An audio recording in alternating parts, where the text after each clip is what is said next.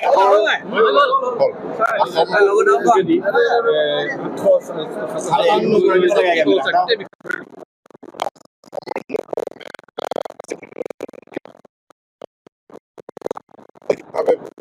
পৰি আছে কিন্তু যোৱা সময়খিনিত তেওঁলোকৰ জাতীয় সংগঠন চৰকাৰৰ সামূহিক প্ৰচেষ্টাত এতিয়া আমি যথেষ্ট সফলতাৰ মুখ দেখিবলৈ পাইছোঁ আৰু আজি 857গৰাকী প্ৰাৰ্থী যিসকলে পৰীক্ষাত প্ৰথম ডিভিজনত পাছ কৰিছে তেওঁলোকক আজি মৰাণ স্বায়ত্তশাসিত পৰিষদে সেকেটা বা জখলা আঁচনিৰ জৰিয়তে তেওঁলোকক 5,000 টকাকৈ অনুদান আৰু সন্মান তেওঁলোকক প্ৰদান কৰে।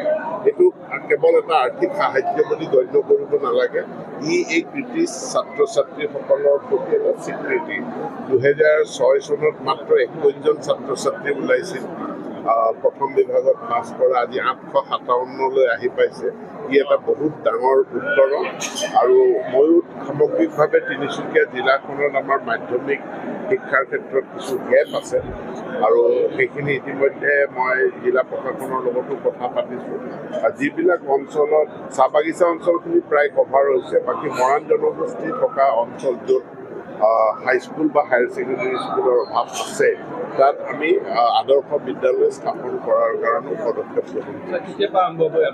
আমি সোনকালে ইতিমধ্যে মোক মৰাণ ছাত্ৰ সন্থাই সেই স্থানসমূহ বাছনি কৰি দিছে। আমি শিক্ষা বিভাগৰ তৰফৰ পৰা এটা ভেৰিফিকেশ্যন কৰিম আৰু কৰাৰ পাছতে আমি এইটো বছৰতে আমি তাত পদক্ষেপ গ্ৰহণ কৰিম। ছাৰ ডিগবৈ সমষ্টিৰ বৈৰিং মৌজা ছিগনেচাৰ প্ৰজেক্টত যিখন কলেজ ভনী নিৰ্মাণ শেষ হ'ল, পাঠদান কেতিয়াবা কৰিব আৰু তাৰ যিখিনি শিক্ষক কৰ্মচাৰী নিযুক্তি আৰু আজবাৰ পত্ৰ কেতিয়ালৈ? বুঢ়ীদিহিঙৰ হয় বুঢ়ীদিহিং ই পূৰ্বে মাৰ্ঘেৰিটা সমষ্টিত আছিল আৰু তেতিয়াৰ মাৰ্ঘেৰিটা বিধায়কে ছিগনেচাৰ প্ৰজেক্টত মহাবিদ্যালয়খন নিৰ্মাণ কৰিছিল। এতিয়া সি ডিগবৈ সমষ্টিত অন্তৰ্ভুক্ত হৈছে। মই আজি ডিগবৈ সমষ্টিৰ বিধায়কগৰাকীৰ লগতো আলোচনা কৰিছোঁ। আমি এই 26, 27 বা 27, 28 এই মহাবিদ্যালয়খন আমি আৰম্ভ কৰিম।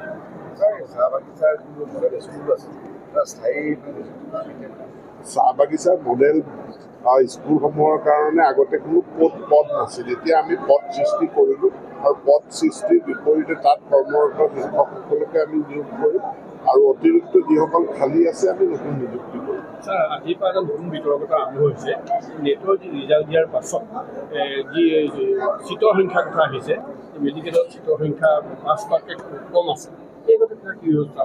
চব মেডিকেলৰ অকল MBBS-টোৱে কোৰ্চ নহয়, MBBS-ৰ লগতে ইয়াত বিভিন্ন BDS, BSc এই কোৰ্চবিলাকো আছে। কাউন্সিলিং হ'ব, কাউন্সিলিং প্ৰক্ৰিয়াৰ মাজেদি তাত এডমিশ্যনবিলাক হ'ব আৰু পাছ কৰিছে কৰাটোৱে এইটো নুসুচাই যে তেওঁলোকে নামভৰ্তি কৰিব।